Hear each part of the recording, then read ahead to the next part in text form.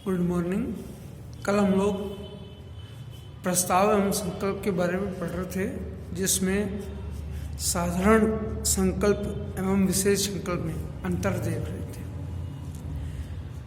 साधारण संकल्प वह संकल्प है जो साधारण बहुमत से पास किया जाता है, जबकि विशेष संकल्प वह है जो 3/4 बहुमत से पारित किया जाता है।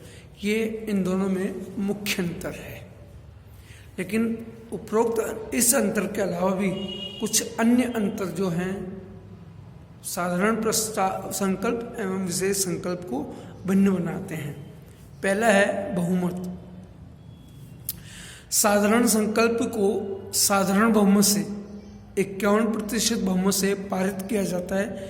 किसी साधारण संकल्प में पक्ष में पड़े मत विपक्ष में पड़े मत से एक या उससे अधिक होते हैं तो वो साधारण संकल्प मान लिया जाता है, जबकि विशेष संकल्प के लिए 3/4 बहुमत का होना आवश्यक है। अर्थात पक्ष में पड़े बहुमत से 3 गुना अधिक बहुमत विशेष संकल्प के लिए आवश्यक होता है। दूसरा, सभा की सूचना में उल्लेख।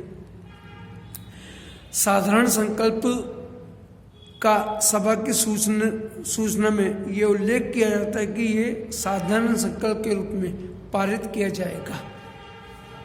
अर्थात जब सभा की सूचना भेजी जाती है तो सूचना में ये भी लिख दिया जाता है कि किस प्रकार का प्रस्ताव साधारण संकल्प के रूप में पारित किया जाएगा, जबकि विशेष संकल्प का सभा की सूचना में उल्लेख आवश्यक है।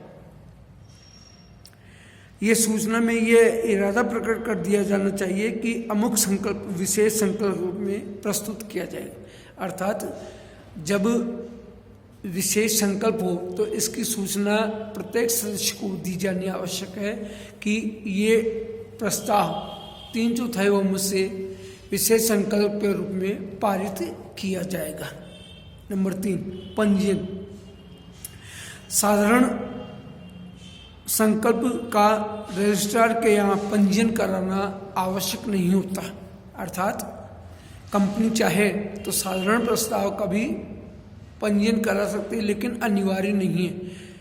किंतु विशेष संकल्प अगर पारित होता है 3/4 बहुमत से तो कंपनी के लिए अनिवार्य होता है कि वह उसे पंजीकृत करवाए, रजिस्ट्रार कार्यालय के यहाँ उसका पंजीयन कराए।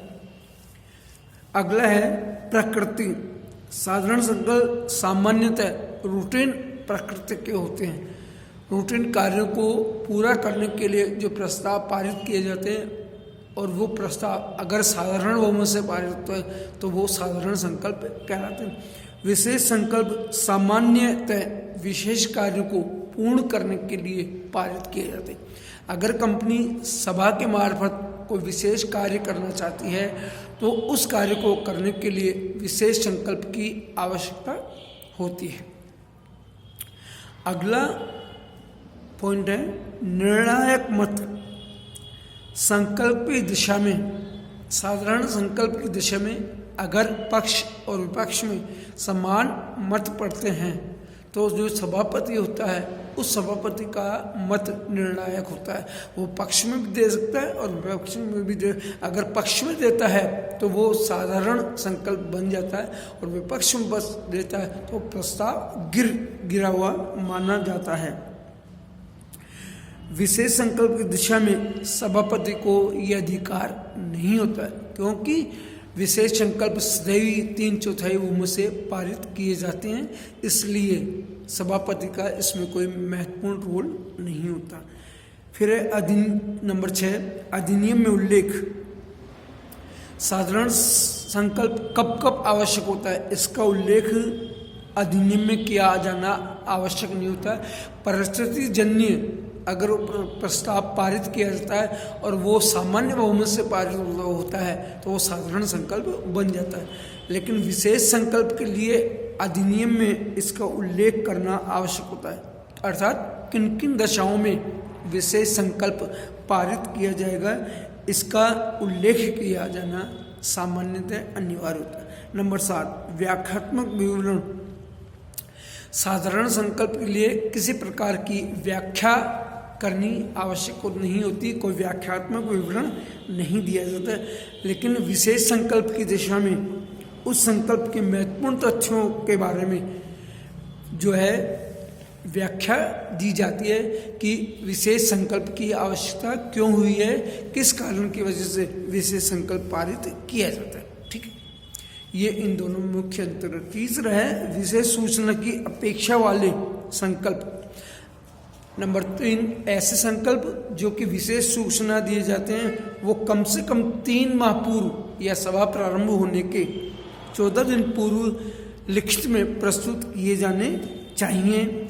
एक विशेष सूचना की अपेक्षा वाले प्रस्ताव को रखने के इरादे से उस सदस्य द्वारा सूचना देना अनिवार्य है। अगर वो सूचना नहीं देता तो ऐसा विशेष सूचना वाला संकल्प नहीं रखा जा सकता।